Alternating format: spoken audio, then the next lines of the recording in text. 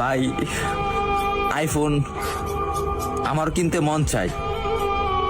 বাবার একদিন বলছিলাম, বাবা আমার একটা আইফোন কিনে দিবা।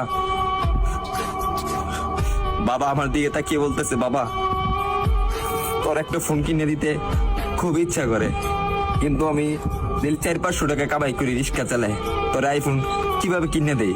ভাই কথাগুলা আমার জন্য বলতেছি না, আমার মতন হাজারো মধ্যবিত্ত ছেলে আছে তাদের জন্য বলতেছি। আরে ভাই আমার আইফোন আছে সেটা আমি মানি, কিন্তু সবার তো আর আইফোন নাই।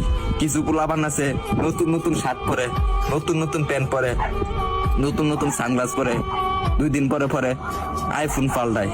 তাদেরকে উদ্দেশ্য করে বলতেছি, ভাই আমরা গরিব মানুষ, ভাই আমরা দিনের না দিন খাই, আমরা আইফোন কিনবো ভাই, কারণ 3 বেলা তো ঠিক মতন খাইতে পারি না।